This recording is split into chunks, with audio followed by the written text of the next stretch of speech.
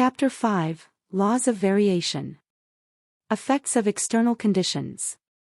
Use and disuse, combined with natural selection, organs of flight and of vision. Acclimatization. Correlation of growth. Compensation and economy of growth. False correlations. Multiple, rudimentary, and lowly organized structures variable. Parts developed in an unusual manner are highly variable, specific characters more variable than generic, secondary sexual characters variable. Species of the same genus vary in an analogous manner. Reversions to long-lost characters. Summary. I have hitherto sometimes spoken as if the variations, so common and multiform in organic beings under domestication, and in a lesser degree in those in a state of nature, had been due to chance. This, of course, is a wholly incorrect expression, but it serves to acknowledge plainly our ignorance of the cause of each particular variation. Some authors believe it to be as much the function of the reproductive system to produce individual differences, or very slight deviations of structure, as to make the child like its parents.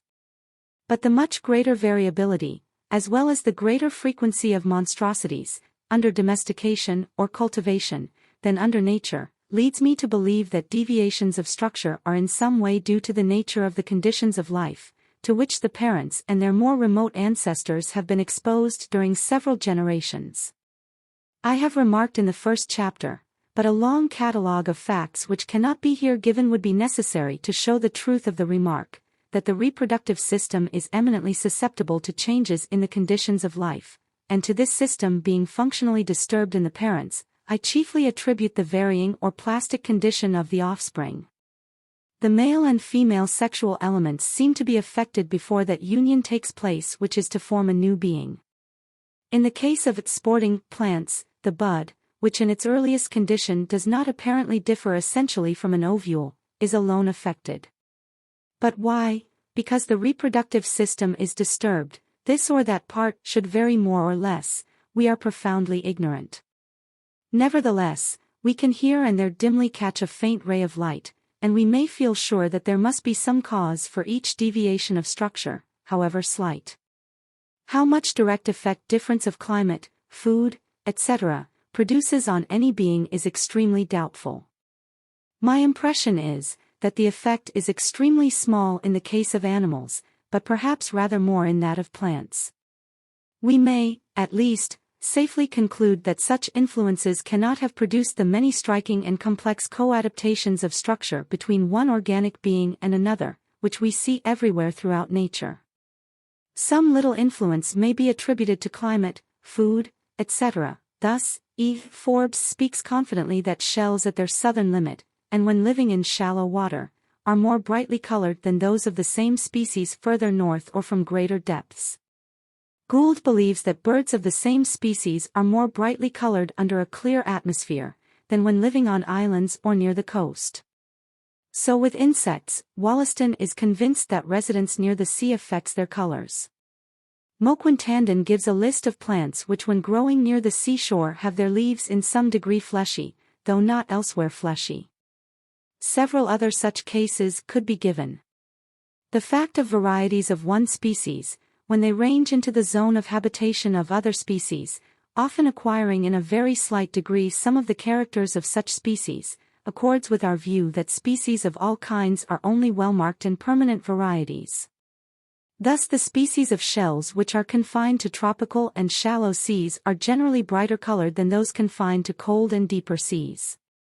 The birds which are confined to continents are, according to Mr. Gould, brighter colored than those of islands.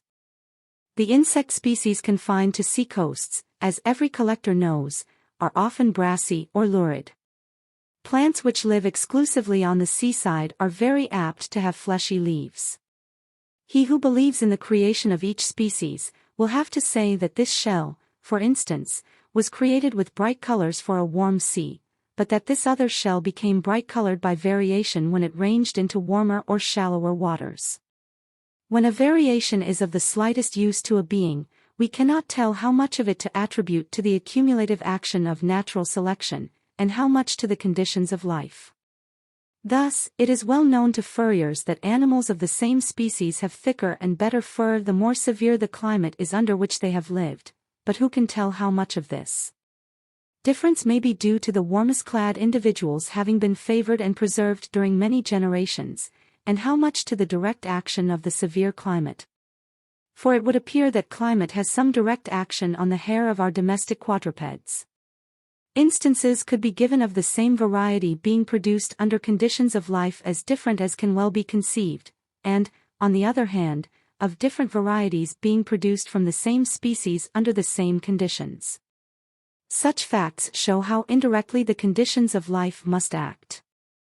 Again, innumerable instances are known to every naturalist of species keeping true, or not varying at all, although living under the most opposite climates. Such considerations as these incline me to lay very little weight on the direct action of the conditions of life. Indirectly, as already remarked, they seem to play an important part in affecting the reproductive system, and in thus inducing variability, and natural selection will then accumulate all profitable variations, however slight, until they become plainly developed and appreciable by us. Effects of use and disuse. From the facts alluded to in the first chapter, I think there can be little doubt that use in our domestic animals strengthens and enlarges certain parts, and disuse diminishes them, and that such modifications are inherited. Under free nature, we can have no standard of comparison, by which to judge of the effects of long-continued use or disuse, for we know not the parent forms, but many animals have structures which can be explained by the effects of disuse.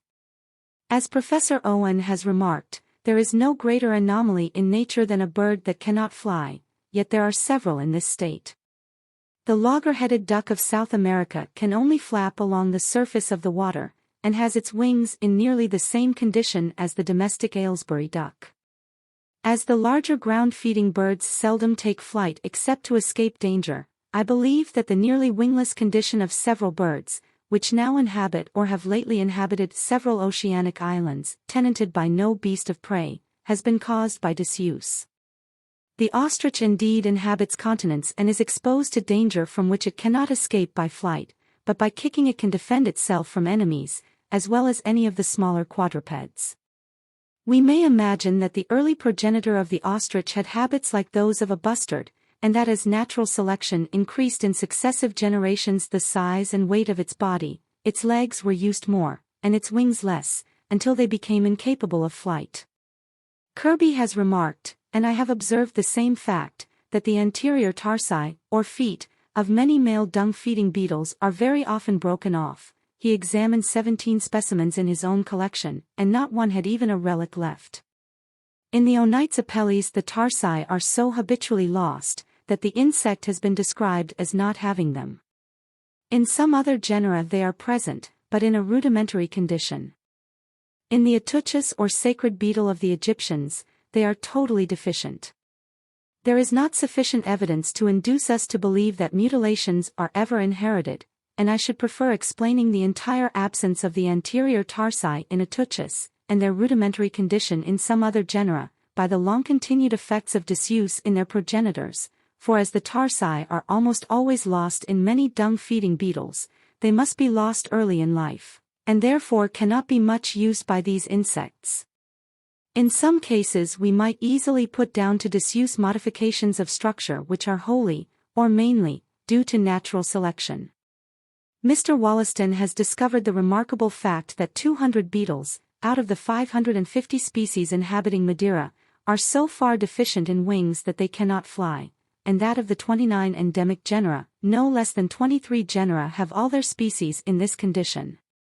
Several facts, namely, that beetles in many parts of the world are very frequently blown to sea and perish, that the beetles in Madeira, as observed by Mr. Wollaston, lie much concealed, until the wind lulls and the sun shines, that the proportion of wingless beetles is larger on the exposed desertas than in Madeira itself, and especially the extraordinary fact, so strongly insisted on by Mr. Wollaston, of the almost entire absence of certain large groups of beetles, elsewhere excessively numerous, and which groups have habits of life almost necessitating frequent flight, these several considerations have made me believe that the wingless condition of so many Madeira beetles is mainly due to the action of natural selection, but combined probably with disuse. For during thousands of successive generations each individual beetle which flew least, either from its wings having been ever so little less perfectly developed or from indolent habit, will have had the best chance of surviving from not being blown out to sea, and, on the other hand, those beetles which most readily took to flight will oftenest have been blown to sea and thus have been destroyed. The insects in Madeira which are not ground feeders, and which, as the flower-feeding Coleoptera and Lepidoptera, must habitually use their wings to gain their subsistence, have, as Mr. Wollaston suspects, their wings not at all reduced, but even enlarged. This is quite compatible with the action of natural selection. For when a new insect first arrived on the island, the tendency of natural selection to enlarge or to reduce the wings would depend on whether a greater number of individuals were saved by successfully battling with the winds, or by giving up the attempt and rarely or never flying. As with mariners shipwrecked near a coast, it would have been better for the good swimmers if they had been able to swim still further, whereas it would have been better for the bad swimmers if they had not been able to swim at all and had stuck to the wreck. The eyes of moles and of some burrowing rodents are rudimentary in size, and in some cases are quite covered up by skin and fur. This state of the eyes is probably due to gradual reduction from disuse, but aided perhaps by natural selection. In South America, a burrowing rodent, the tuco-tuco, or tenemes, is even more subterranean in its habits than the mole, and I was assured by a Spaniard, who had often caught them, that they were frequently blind. One which I kept alive was certainly in this condition, the cause, as appeared on dissection, having been inflammation of the nictitating membrane. As frequent inflammation of the eyes must be injurious to any animal, and as eyes are certainly not indispensable to animals with subterranean habits, a reduction in their size with the adhesion of the eyelids and growth of fur over them, might in such case be an advantage, and if so, natural selection would constantly aid the effects of disuse. It is well known that several animals, belonging to the most different classes, which inhabit the caves of Styria and of Kentucky, are blind. In some of the crabs the footstalk for the eye remains, though the eye is gone, the stand for the telescope is there, though the telescope with its glasses has been lost. As it is difficult to imagine that eyes, though useless, could be in any way injurious to animals living in darkness, I attribute their loss wholly to disuse. In one of the blind animals, namely, the cave rat, the eyes are of immense size, and Professor Silliman thought that it regained, after living some days in the light, some slight power of vision. In the same manner as in Madeira the wings of some of the insects have been enlarged, and the wings of others have been reduced by natural selection aided by use and disuse, so in the case of the cave rat natural selection seems to have struggled with the loss of light and to have increased the size of the eyes, whereas with all the other inhabitants of the caves, disuse by itself seems to have done its work. It is difficult to imagine conditions of life more similar than deep limestone caverns under a nearly similar climate, so that on the common view of the blind animals having been separately created for the American and European caverns, close similarity in their organization and affinities might have been expected, but, as Skyett and others have remarked, this is not the case, and the cave insects of the two continents are not more closely allied than might have been anticipated from the general resemblance of the other inhabitants of North America and Europe. On my view we must suppose that American animals, having ordinary powers of vision, slowly migrated by successive generations from the outer world into the deeper and deeper recesses of the Kentucky caves, as did European animals into the caves of Europe. We have some evidence of this gradation of habit, for, as Skyett remarks, animals not far remote from ordinary forms, prepare the transition from light to darkness. Next follow those that are constructed for twilight, and, last of all, those destined for total darkness. By the time that an animal had reached, after numberless generations, the deepest recesses, disuse will on this view have more or less perfectly obliterated its eyes, and natural selection will often have effected other changes, such as an increase in the length of the antennae or palpi, as a compensation for blindness. Notwithstanding such modifications, we might expect still to see in the cave animals of America, affinities to the other inhabitants of that continent, and in those of Europe, to the inhabitants of the European continent. And this is the case with some of the American cave animals, as I hear from Professor Dana, and some of the European cave insects are very closely allied to those of the surrounding country. It would be most difficult to give any rational explanation of the affinities of the blind cave animals to the other inhabitants of the two continents on the ordinary view of their independent creation. That several of the inhabitants of the caves of the Old and New Worlds should be closely related, we might expect from the well-known relationship of most of their other productions. Far from feeling any surprise that some of the cave animals should be very anomalous, as Agassiz has remarked in regard to the blind fish, the Amblyopsis, and as is the case with the blind Proteus with reference to the reptiles of Europe, I am only surprised that more wrecks of ancient life have not been preserved, owing to the less severe competition to which the inhabitants of these dark abodes will probably have been exposed.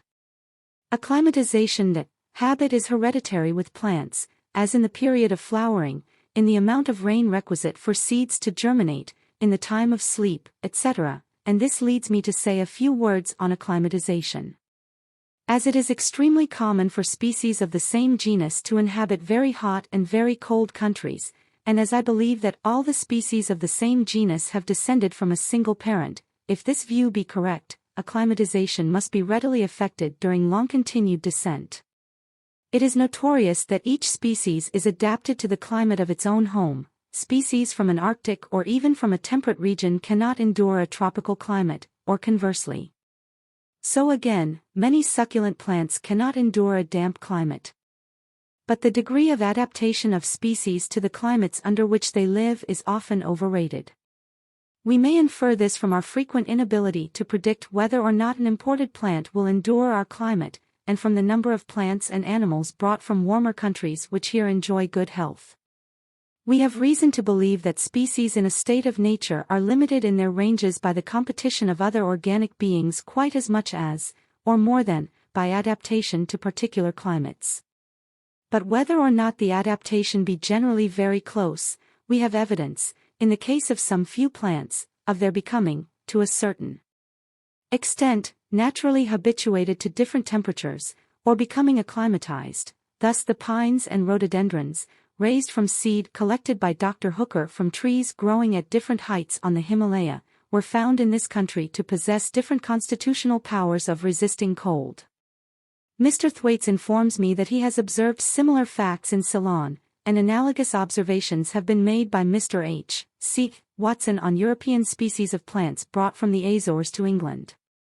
In regard to animals, several authentic cases could be given of species within historical times having largely extended their range from warmer to cooler latitudes, and conversely, but we do not positively know that these animals were strictly adapted to their native climate, but in all ordinary cases we assume such to be the case, nor do we know that they have subsequently become acclimatized to their new homes.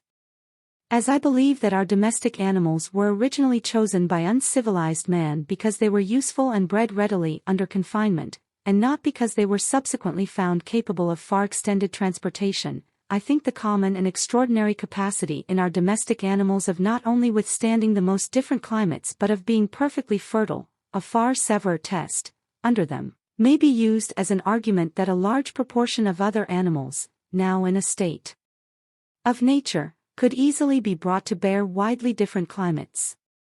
We must not, however, push the foregoing argument too far, on account of the probable origin of some of our domestic animals from several wild stocks. The blood, for instance, of a tropical and Arctic wolf or wild dog may perhaps be mingled in our domestic breeds.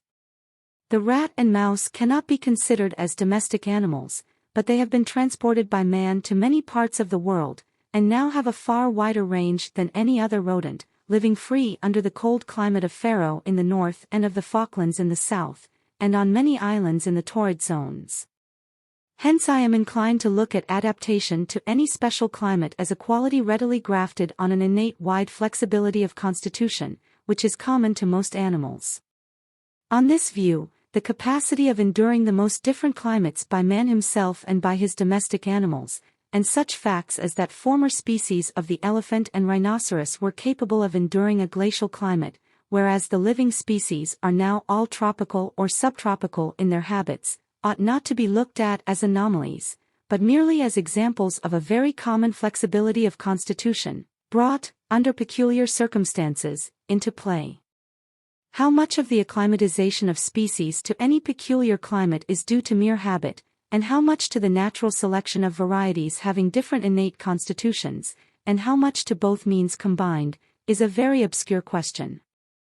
That habit or custom has some influence I must believe, both from analogy, and from the incessant advice given in agricultural works, even in the ancient encyclopedias of China, to be very cautious in transposing animals from one district to another, for it is not likely that man should have succeeded in selecting so many breeds and sub-breeds with constitutions specially fitted for their own districts. The result must, I think, be due to habit.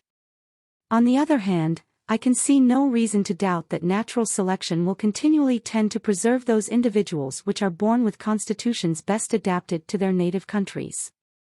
In treatises on many kinds of cultivated plants, certain varieties are said to withstand certain climates better than others. This is very strikingly shown in works on fruit trees published in the United States, in which certain varieties are habitually recommended for the northern, and others for the southern states, and as most of these varieties are of recent origin, they cannot owe their constitutional differences to habit. The case of the Jerusalem artichoke, which is never propagated by seed, and of which consequently new varieties have not been produced, has even been advanced, for it is now as tender as ever it was, as proving that acclimatization cannot be effected. The case, also, of the kidney bean has been often cited for a similar purpose, and with much greater weight, but until someone will sow, during a score of generations, his kidney beans so early that a very large proportion are destroyed by frost, and then collect seed from the few survivors, with care to prevent accidental crosses, and then again get seed from these seedlings, with the same precautions, the experiment cannot be said to have been even tried. Nor let it be supposed that no differences in the constitution of seedling kidney beans ever appear, for an account has been published how much more hardy some seedlings appear to be than others. On the whole, I think we may conclude that habit, use, and disuse, have, in some cases, played a considerable part in the modification of the constitution, and of the structure of various organs, but that the effects of use and disuse have often been largely combined with, and sometimes overmastered by, the natural selection of innate differences. Correlation of growth. I mean by this expression that the whole organization is so tied together during its growth and development, that when slight variations in any one part occur, and are accumulated through natural selection, other parts become modified. This is a very important subject, most imperfectly understood. The most obvious case is, that modifications accumulated solely for the good of the young or larva, will, it may safely be concluded, affect the structure of the adult, in the same manner as any malconformation affecting the early embryo, seriously affects the whole organization of the adult. The several parts of the body which are homologous, and which, at an early embryonic period, are alike, seem liable to vary in an allied manner. We see this in the right and left sides of the body varying in the same manner, in the front and hind legs, and even in the jaws and limbs, varying together, for the lower jaw is believed to be homologous with the limbs. These tendencies, I do not doubt, may be mastered more or less completely by natural selection. Thus a family of stags once existed with an antler only on one side, and if this had been of any great use to the breed it might probably have been rendered permanent by natural selection. Homologous parts, as has been remarked by some authors, tend to cohere. This is often seen in monstrous plants, and nothing is more common than the union of homologous parts in normal structures, as the union of the petals of the corolla into a tube. Hard parts seem to affect the form of adjoining soft parts. It is believed by some authors that the diversity in the shape of the pelvis in birds causes the remarkable diversity in the shape of their kidneys.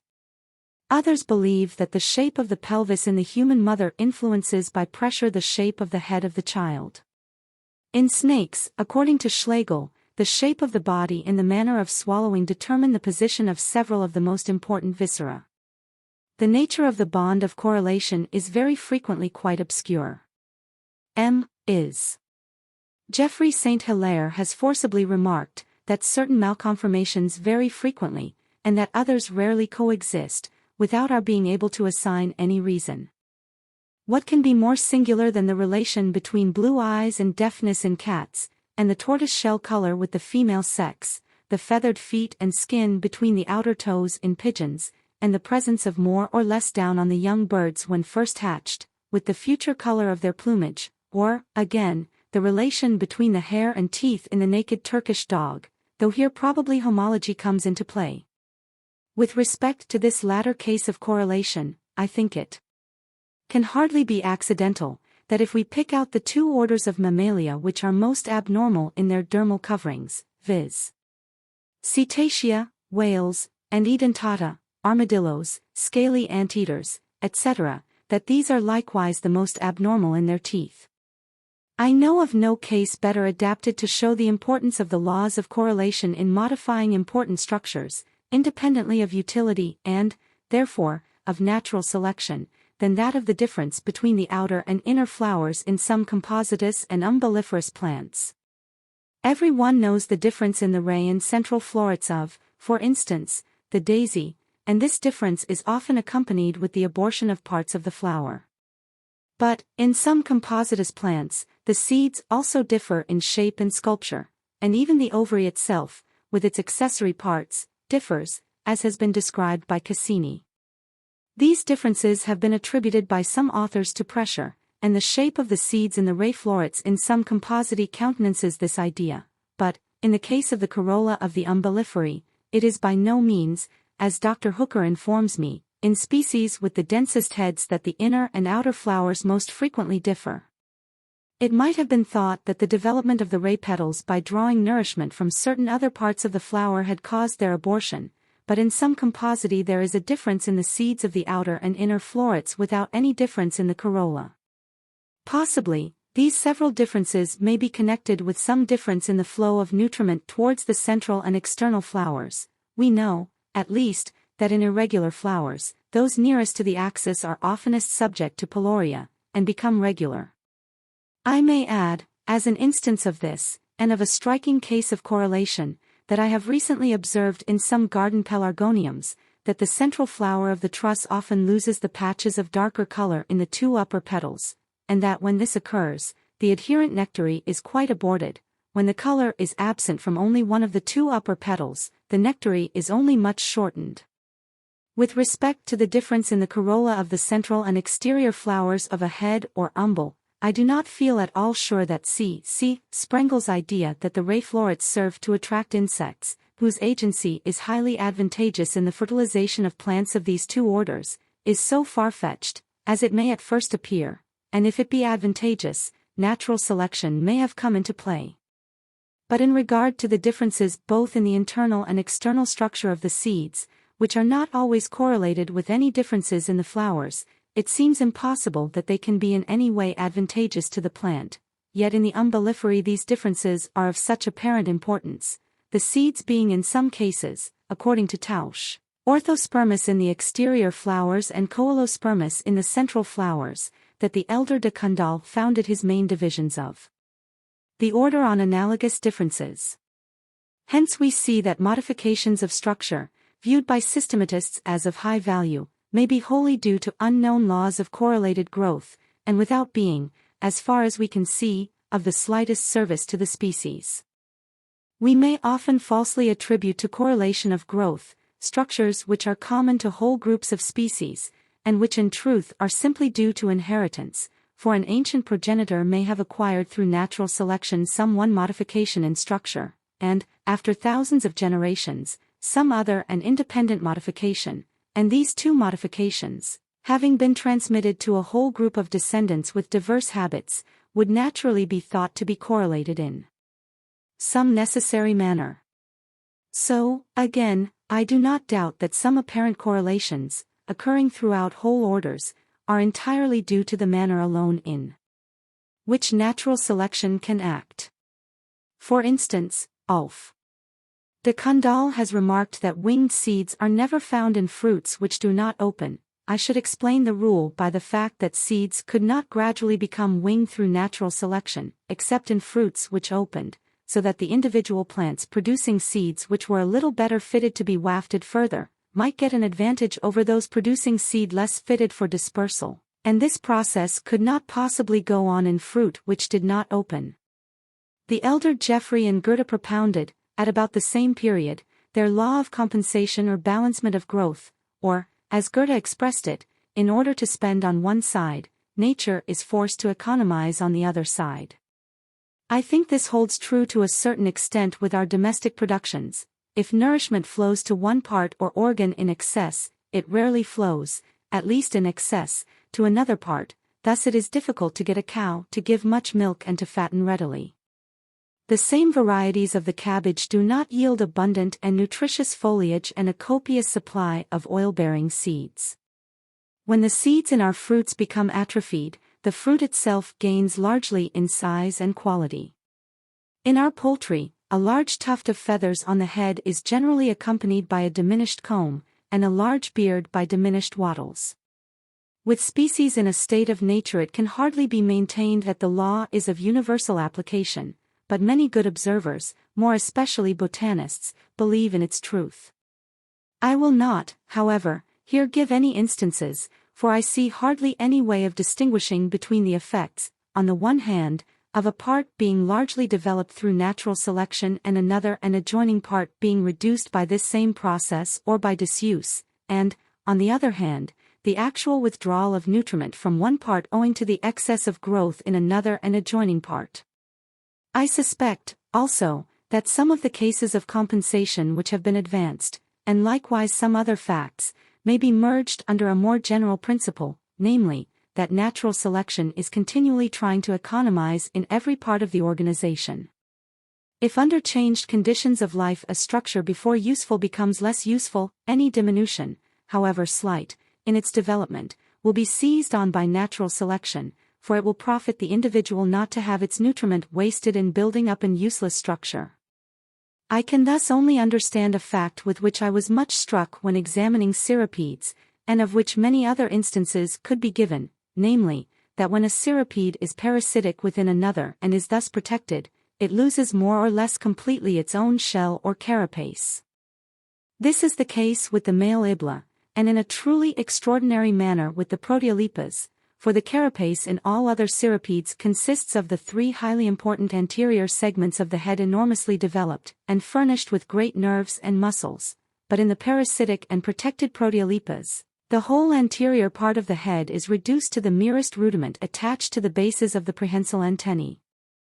Now the saving of a large and complex structure, when rendered superfluous by the parasitic habits of the proteolepis, though effected by slow steps, would be a decided advantage to each successive individual of the species, for in the struggle for life to which every animal is exposed, each individual proteolepis would have a better chance of supporting itself, by less nutriment being wasted in developing a structure now become useless.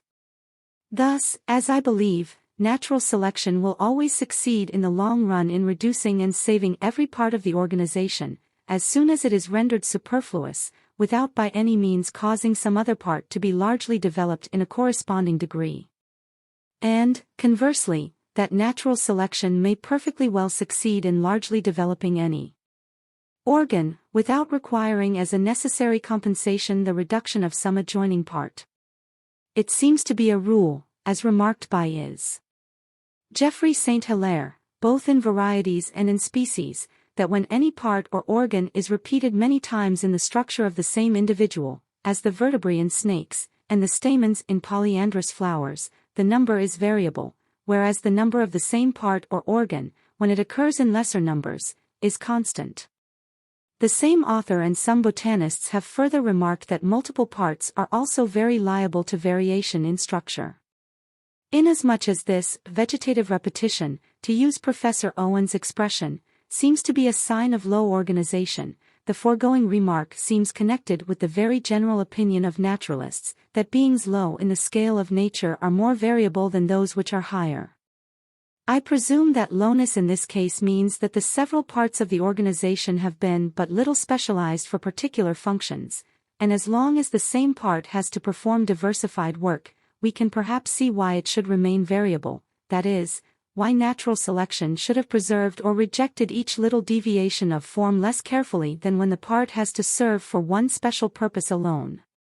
In the same way that a knife which has to cut all sorts of things may be of almost any shape, whilst a tool for some particular object had better be of some particular shape.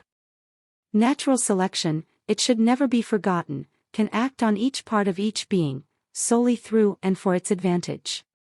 Rudimentary parts, it has been stated by some authors, and I believe with truth, are apt to be highly variable. We shall have to recur to the general subject of rudimentary and aborted organs, and I will here only add that their variability seems to be owing to their uselessness, and therefore to natural selection having no power to check deviations in their structure. Thus rudimentary parts are left to the free play of the various laws of growth, to the effects of long-continued disuse, and to the tendency to reversion. A part developed in any species in an extraordinary degree or manner, in comparison with the same part in allied species, tends to be highly variable. Several years ago I was much struck with a remark, nearly to the above effect, published by Mr. Waterhouse. I infer also from an observation made by Professor Owen, with respect to the length of the arms of the orangutan, that he has come to a nearly similar conclusion. It is hopeless to attempt to convince anyone of the truth of this proposition without giving the long array of facts which I have collected, and which cannot possibly be here introduced. I can only state my conviction that it is a rule of high generality. I am aware of several causes of error, but I hope that I have made due allowance for them.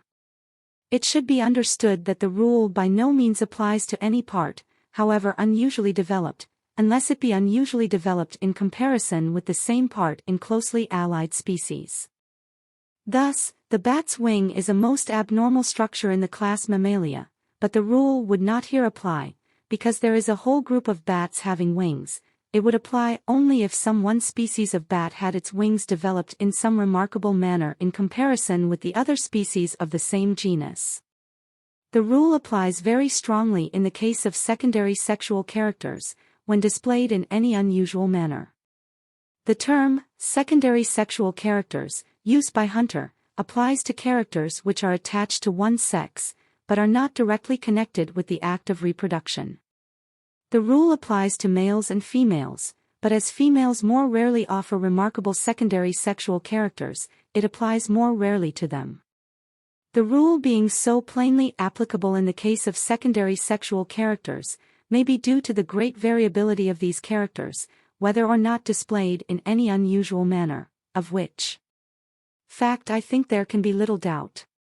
But that our rule is not confined to secondary sexual characters is clearly shown in the case of hermaphrodite cirripedes, and I may here add, that I particularly attended to Mr. Waterhouse's remark, whilst investigating this order, and I am fully convinced that the rule almost invariably holds good with cirripedes.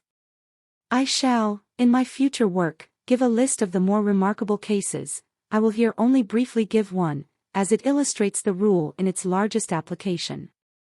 The opercular valves of sessile cirripedes, rock barnacles, are, in every sense of the word, very important structures, and they differ extremely little even in different genera, but in the several species of one genus, Pergoma, these valves present a marvelous amount of diversification, the homologous valves in the different species being sometimes wholly unlike in shape, and the amount of variation in the individuals of several of the species is so great, that it is no exaggeration to state that the varieties differ more from each other in the characters of these important valves than do other species of distinct genera.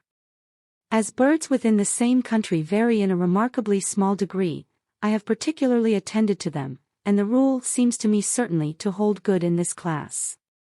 I cannot make out that it applies to plants, and this would seriously have shaken my belief in its truth, had not the great variability in plants made it particularly difficult to compare their relative degrees of variability.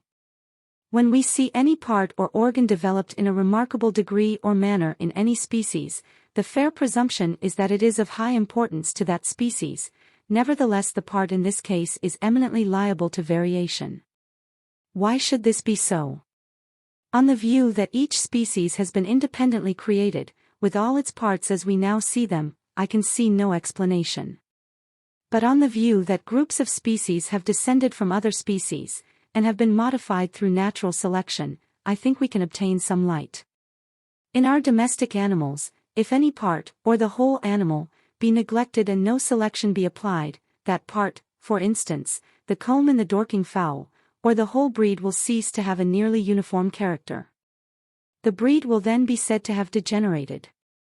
In rudimentary organs, and in those which have been but little specialized for any particular purpose, and perhaps in polymorphic groups, we see a nearly parallel natural case, for in such cases natural selection either has not or cannot come into full play, and thus the organization is left in a fluctuating condition. But what here more especially concerns us is, that in our domestic animals those points, which at the present time are undergoing rapid change by continued selection, are also eminently liable to variation. Look at the breeds of the pigeon, see what a prodigious amount of difference there is in the beak of the different tumblers, in the beak and wattle of the different carriers, in the carriage and tail of our fantails, etc., these being the points now mainly attended to by English fanciers. Even in the sub-breeds, as in the short-faced tumbler, it is notoriously difficult to breed them nearly to perfection, and frequently individuals are born which depart widely from the standard. There may be truly said to be a constant struggle going on between, on the one hand, the tendency to reversion to a less modified state, as well as an innate tendency to further variability of all kinds, and, on the other hand, the power of steady selection to keep the breed true. In the long run selection gains the day, and we do not expect to fail so far as to breed a bird as coarse as a common tumbler from a good short-faced strain. But as long as selection is rapidly going on, there may always be expected to be much variability in the structure undergoing modification. It further deserves notice that these variable characters, produced by man's selection, sometimes become attached, from causes quite unknown to us, more to one sex than to the other, generally to the male sex, as with the wattle of carriers and the enlarged crop of pouters. Now let us turn to nature. When a part has been developed in an extraordinary manner in any one species, compared with the other species of the same genus, we may conclude that this part has undergone an extraordinary amount of modification, since the period when the species branched off from the common progenitor of the genus. This period will seldom be remote in any extreme degree, as species very rarely endure for more than one geological period. An extraordinary amount of modification implies an unusually large and long-continued amount of variability, which has continually been accumulated by natural selection for the benefit of the species. But as the variability of the extraordinarily developed part or organ has been so great and long-continued within a period not excessively remote, we might, as a general rule, expect still to find more variability in such parts than in other parts of the organization, which have remained for a much longer period nearly constant. And this, I am convinced, is the case. That the struggle between natural selection on the one hand, and the tendency to reversion and variability on the other hand, will in the course of time cease, and that the most abnormally developed organs may be made constant, I can see no reason to doubt. Hence when an organ, however abnormal it may be, has been transmitted in approximately the same condition to many modified descendants, as in the case of the wing of the bat, it must have existed, according to my theory, for an immense period in nearly the same state, and thus it comes to be no more variable than any other structure. It is only in those cases in which the modification has been comparatively recent and extraordinarily great that we ought to find the generative variability, as it may be called, still present in a high degree. For in this case the variability will seldom as yet have been fixed by the continued selection of the individuals varying in the required manner and degree, and by the continued rejection of those tending to revert to a former and less modified condition. The principle included in these remarks may be extended. It is notorious that specific characters are more variable than generic. To explain by a simple example what is meant. If some species in a large genus of plants had blue flowers and some had red, the color would be only a specific character, and no one would be surprised at one of the blue species varying into red, or conversely, but if all the species had blue flowers, the color would become a generic character, and its variation would be a more unusual circumstance. I have chosen this example because an explanation is not in this case applicable, which most naturalists would advance, namely, that specific characters are more variable than generic, because they are taken from parts of less physiological importance than those commonly used for classing genera. I believe this explanation is partly, yet only indirectly, true. I shall, however, have to return to this subject in our chapter on classification. It would be almost superfluous to adduce evidence in support of the above statement, that specific characters are more variable than generic, but I have repeatedly noticed in works on natural history, that when an author has remarked with surprise that some important organ or part, which is generally very constant throughout large groups of species, has differed considerably in closely allied species, that it has, also, been variable in the individuals of some of the species.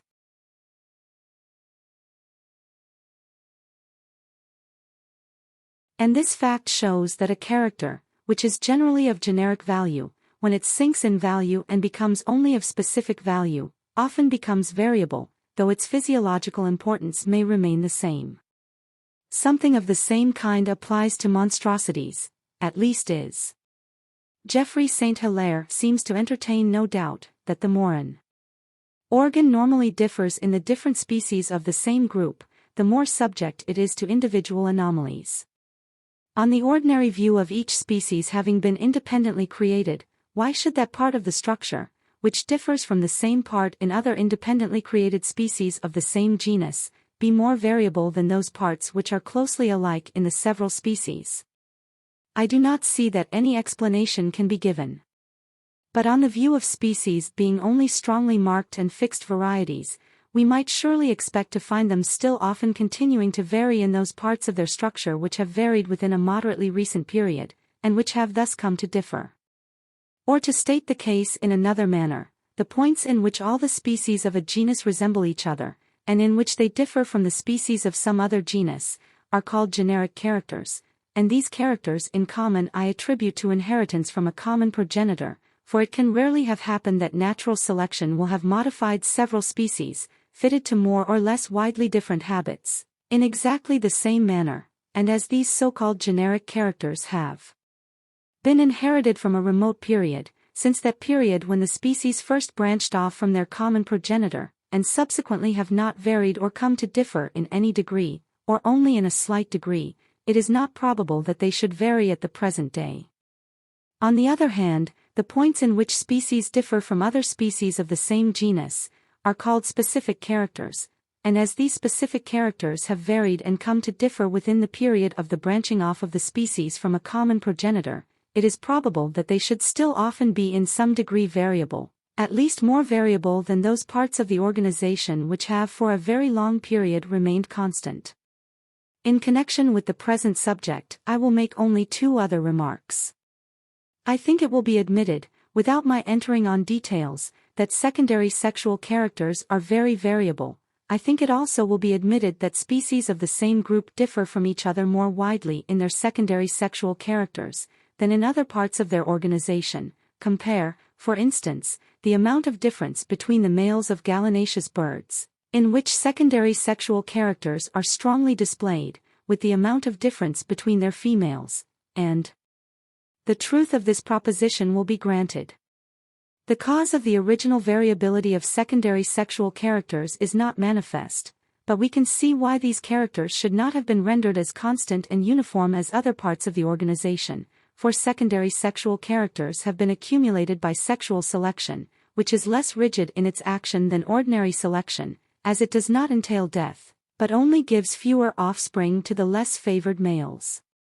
Whatever the cause may be of the variability of secondary sexual characters, as they are highly variable, sexual selection will have had a wide scope for action, and may thus readily have succeeded in giving to the species of the same group a greater amount of difference in their sexual characters than in other parts of their structure.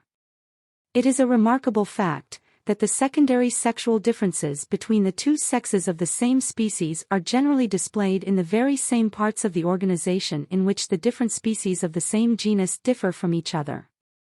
Of this fact I will give in illustration two instances, the first which happen to stand on my list, and as the differences in these cases are of a very unusual nature, the relation can hardly be accidental.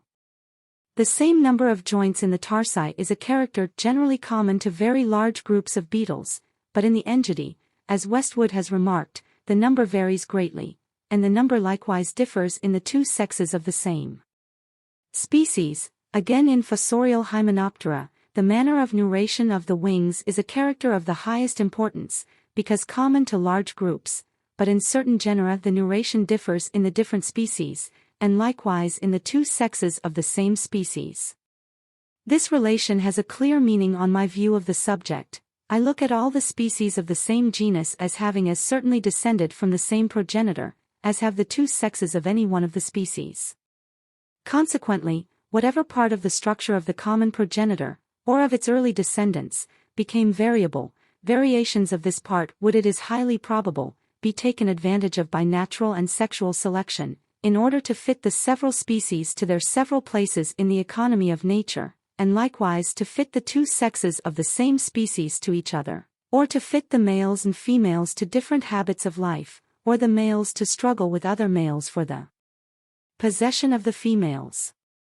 Finally, then, I conclude that the greater variability of specific characters, or those which distinguish species from species, than of generic characters, or those which the species possess in common, that the frequent extreme variability of any part which is developed in a species in an extraordinary manner in comparison with the same part in its congeners, and the not great degree of variability in a part, however extraordinarily it may be developed, if it be common to a whole group of species, that the great variability of secondary sexual characters, and the great amount of difference in these same characters between closely allied species, that secondary sexual and ordinary specific differences are generally displayed in the same parts of the organization, are all principles closely connected together, all being mainly due to the species of the same group having descended from a common progenitor, from whom they have inherited much in common, to parts which have recently and largely varied being more likely still to go on varying than parts which have long been inherited and have not varied, to natural selection having more or less completely, according to the lapse of time, overmastered the tendency to reversion and to further variability, to sexual selection being less rigid than ordinary selection, and to variations in the same parts having been accumulated by natural and sexual selection, and thus adapted for secondary sexual, and for ordinary specific purposes.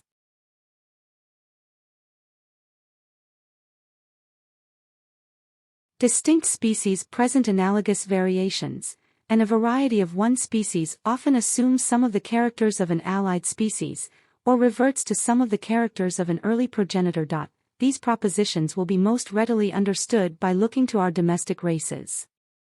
The most distinct breeds of pigeons, in countries most widely apart, present subvarieties with reversed feathers on the head and feathers on the feet, characters not possessed by the aboriginal rock pigeon. These then are analogous variations in two or more distinct races. The frequent presence of 14 or even 16 tail feathers in the pouter may be considered as a variation representing the normal structure of another race, the fantail. I presume that no one will doubt that all such analogous variations are due to the several races of the pigeon having inherited from a common parent the same constitution and tendency to variation, when acted on by similar unknown influences. In the vegetable kingdom we have a case of analogous variation, in the enlarged stems, or roots as commonly called, of the Swedish turnip and rutabaga, plants which several botanists rank as varieties produced by cultivation from a common parent. If this be not so, the case will then be one of analogous variation in two so-called distinct species, and to these a third may be added, namely, the common turnip. According to the ordinary view of each species having been independently created, we should have to attribute this similarity in the enlarged stems of these three plants, not to the Veracausav community of descent, and a consequent tendency to vary in a like manner, but to three separate yet closely related acts of creation. With pigeons, however, we have another case, namely, the occasional appearance in all the breeds, of slaty blue birds with two black bars on the wings, a white rump, a bar at the end of the tail, with the outer feathers externally edged near their bases with white. As all these marks are characteristic of the parent rock pigeon, I presume that no one will doubt that this is a case of reversion, and not of a new yet analogous variation appearing in the several breeds. We may, I think, confidently come to this conclusion, because, as we have seen, these colored marks are eminently liable to appear in the crossed offspring of two distinct and differently colored breeds, and in this case there is nothing in the external conditions of life to cause the reappearance of the slaty blue, with the several marks, beyond the influence of the mere act of crossing on the laws of inheritance.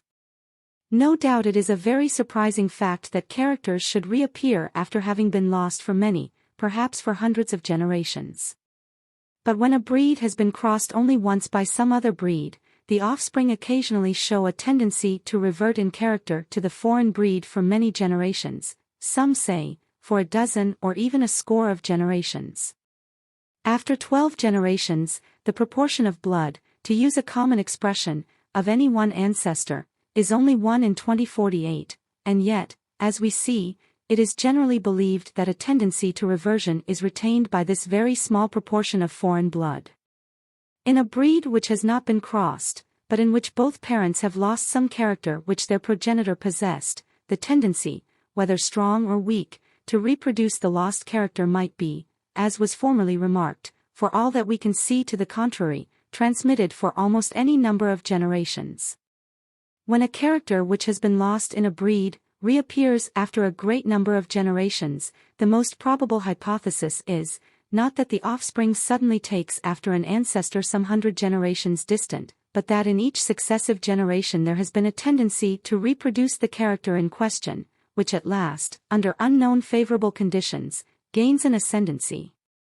For instance, it is probable that in each generation of the barb pigeon, which produces most rarely a blue and black barred bird, there has been a tendency in each generation in the plumage to assume this color. This view is hypothetical, but could be supported by some facts, and I can see no more abstract improbability in a tendency to produce any character being inherited for an endless number of generations, than in quite useless or rudimentary organs being, as we all know them to be, thus inherited. Indeed, we may sometimes observe a mere tendency to produce a rudiment inherited, for instance, in the common snapdragon, Antirrhinum, a rudiment of a fifth stamen so often appears, that this plant must have an inherited tendency to produce it. As all the species of the same genus are supposed, on my theory, to have descended from a common parent, it might be expected that they would occasionally vary in an analogous manner, so that a variety of one species would resemble in some of its characters another species, this other species being on my view only a well-marked and permanent variety. But characters thus gained would probably be of an unimportant nature, for the presence of all important characters will be governed by natural selection, in accordance with the diverse habits of the species, and will not be left to the mutual action of the conditions of life and of a similar inherited constitution. It might further be expected that the species of the same genus would occasionally exhibit reversions to lost ancestral characters. As, however, we never know the exact character of the common ancestor of a group, we could not distinguish these two cases. If, for instance, we did not know that the rock pigeon was not feather-footed or turn-crowned, we could not have told whether these characters in our domestic breeds were reversions or only analogous variations, but we might have inferred that the blueness was a case of reversion, from the number of the markings, which are correlated with the blue tint, and which it does not appear probable would all appear together from simple variation. More especially we might have inferred this, from the blue color and marks so often appearing when distinct breeds of diverse colors are crossed. Hence, though under nature it must generally be left doubtful, what cases are reversions to an anciently existing character, and what are new but analogous variations, yet we ought, on my theory, sometimes to find the varying offspring of a species assuming characters either from reversion or from analogous variation, which already occur in some other members of the same group. And this undoubtedly is the case in nature. A considerable part of the difficulty in recognizing a variable species in our systematic works is due to its varieties mocking, as it were, some of the other species of the same genus. A considerable catalogue, also, could be given of forms intermediate between two other forms, which themselves must be doubtfully ranked as either varieties or species, and this shows, unless all these forms be considered as independently created species, that the one in varying has assumed some of the characters of the other, so as to produce the intermediate form. But the best evidence is afforded by parts or organs of an important and uniform nature occasionally varying so as to acquire, in some degree, the character of the same part or organ in an allied species. I have collected a long list of such cases, but here, as before, I lie under a great disadvantage in not being able to give them. I can only repeat that such cases certainly do occur, and seem to me very remarkable. I will, however, give one curious and complex case, not indeed as affecting any important character, but from occurring in several species of the same genus, partly under domestication and partly under nature. It is a case apparently of reversion. The ass not rarely has very distinct transverse bars on its legs, like those on the legs of a zebra. It has been asserted that these are plainest in the foal, and from inquiries which I have made, I believe this to be true. It has also been asserted that the stripe on each shoulder is sometimes double. The shoulder stripe is certainly very variable in length and outline. A white ass, but not an albino, has been described without either spinal or shoulder stripe, and these stripes are sometimes very obscure, or actually quite lost, in dark-colored asses. The colon of Pallas is said to have been seen with a double shoulder stripe. The Hemianus has no shoulder stripe, but traces of it, as stated by Mr. Blyth and others, occasionally appear, and I have been informed by Colonel Poole that the foals of this species are generally striped on the legs, and faintly on the shoulder. The quagga, though so plainly barred like a zebra over the body, is without bars on the legs, but Dr. Gray has figured one specimen with very distinct zebra-like bars on the hocks. With respect to the horse, I have collected cases in England of the spinal stripe in horses of the most distinct breeds, and of all colors. Transverse bars on the legs are not rare in duns, mouse duns, and in one instance in a chestnut. A faint shoulder stripe may sometimes be seen in duns, and I have seen a trace in a bay horse. My son made a careful examination and sketch for me of a dun Belgian cart horse with a double stripe on each shoulder and with leg stripes, and a man, whom I can implicitly trust, has examined for me a small dun Welsh pony with 3 short parallel stripes on each shoulder. In the northwest part of India the Kattiwar breed of horses is so generally striped, that, as I hear from Colonel Poole, who examined the breed for the Indian government, a horse without stripes is not considered as purely bred. The spine is always striped, the legs are generally barred, and the shoulder stripe, which is sometimes double and sometimes treble, is common. The side of the face, moreover, is sometimes striped. The stripes are plainest in the foal, and sometimes quite disappear in old horses. Colonel Poole has seen both grey and bay Kattiwar horses striped when first foaled. I have, also, reason to suspect, from information given me by Mr. W. Edwards, that with the English racehorse the spinal stripe is much commoner in the foal than in the full-grown animal. Without here entering on further details, I may state that I have collected cases of leg and shoulder stripes in horses of very different breeds, in various countries from Britain to eastern China, and from Norway in the north to the Malay archipelago in the south. In all parts of the world these stripes occur far oftenest in duns and mouse duns.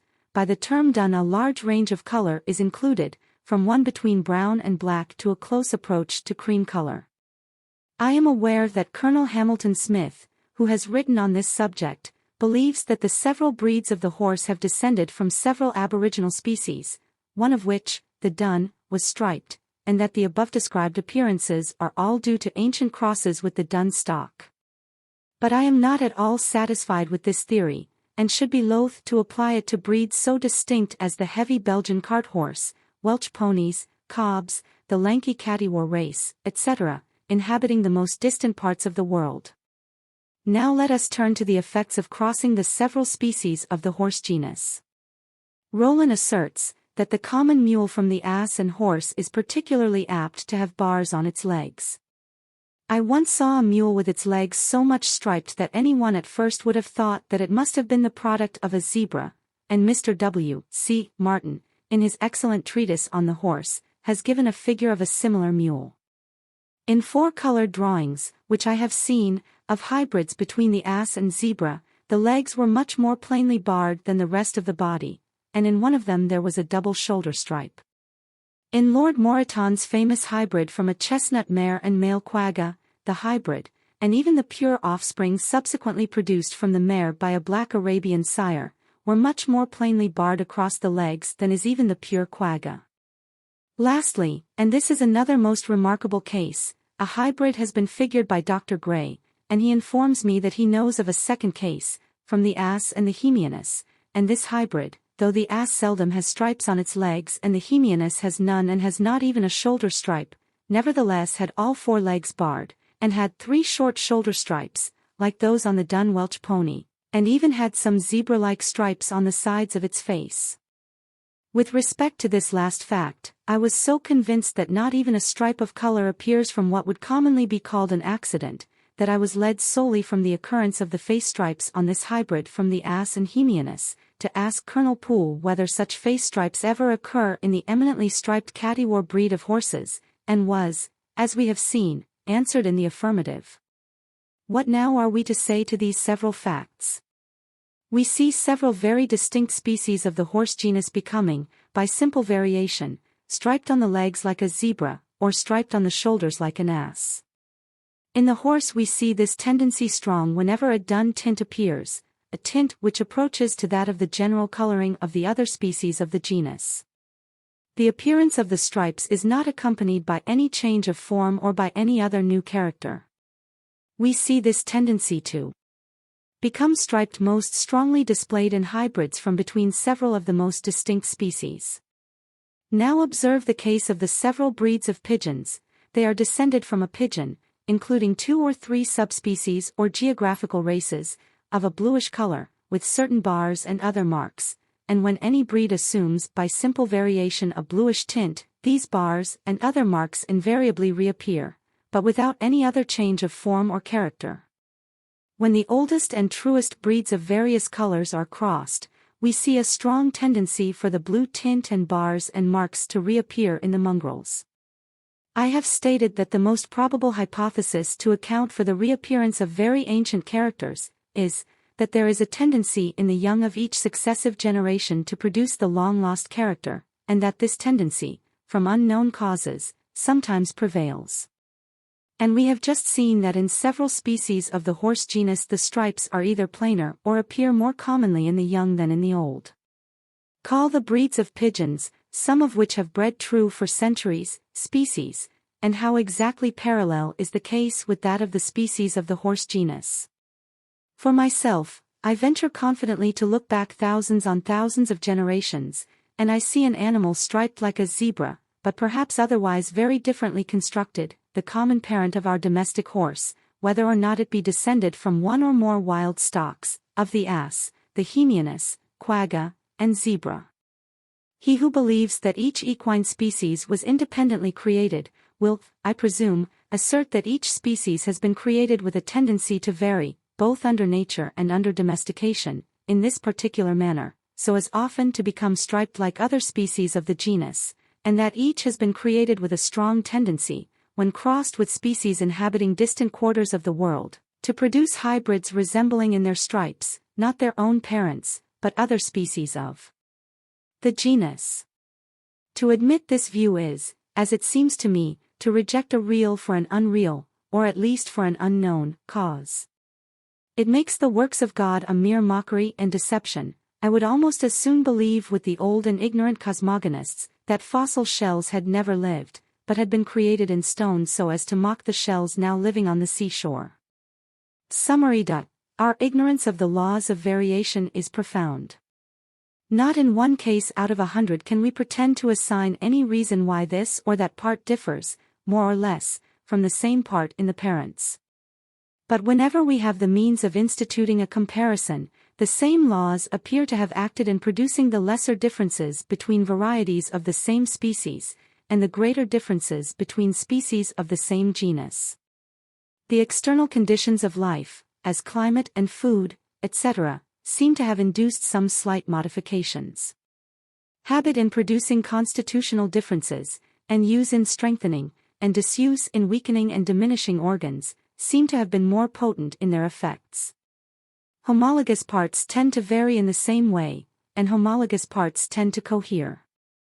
Modifications in hard parts and in external parts sometimes affect softer and internal parts. When one part is largely developed, perhaps it tends to draw nourishment from the adjoining parts, and every part of the structure which can be saved without detriment to the individual will be saved. Changes of structure at an early age will generally affect parts subsequently developed, and there are very many other correlations of growth, the nature of which we are utterly unable to understand. Multiple parts are variable in number and in structure, perhaps arising from such parts not having been closely specialized to any particular function, so that their modifications have not been closely checked by natural selection. It is probably from this same cause that organic beings low in the scale of nature are more variable than those which have their whole organization more specialized, and are higher in the scale. Rudimentary organs, from being useless, will be disregarded by natural selection, and hence probably are variable. Specific characters, that is, the characters which have come to differ since the several species of the same genus branched off from a common parent, are more variable than generic characters, or those which have long been inherited, and have not differed within this same period. In these remarks we have referred to special parts or organs being still variable, because they have recently varied and thus come to differ, but we have also seen in the second chapter that the same principle applies to the whole individual. For in a district where many species of any genus are found, that is, where there has been much former variation and differentiation, or where the manufactory of new specific forms has been actively at work, there, on an average, we now find most varieties. Or incipient species. Secondary sexual characters are highly variable, and such characters differ much in the species of the same group. Variability in the same parts of the organization has generally been taken advantage of in giving secondary sexual differences to the sexes of the same species, and specific differences to the several species of the same genus. Any part or organ developed to an extraordinary size or in an extraordinary manner, in comparison with the same part or organ in the allied species, must have gone through an extraordinary amount of modification since the genus arose, and thus we can understand why it should often still be variable in a much higher degree than other parts, for variation is a long-continued and slow process, and natural selection will in such cases not as yet have had time to overcome the tendency to further variability and to reversion to a less modified state. But when a species with any extraordinarily developed organ has become the parent of many modified descendants, which on my view must be a very slow process, requiring a long lapse of time, in this case, natural selection may readily have succeeded in giving a fixed character to the organ, in however extraordinary a manner it may be developed. Species inheriting nearly the same constitution from a common parent and exposed to similar influences will naturally tend to present analogous variations, and these same species may occasionally revert to some of the characters of their ancient progenitors. Although new and important modifications may not arise from reversion and analogous variation, such modifications will add to the beautiful and harmonious diversity of nature. Whatever the cause may be of each slight difference in the offspring from their parents, and a cause for each must exist, it is the steady accumulation, through natural selection, of such differences, when beneficial to the individual, that gives rise to all the more important modifications of structure, by which the innumerable beings on the face of this earth are enabled to struggle with each other, and the best adapted to survive.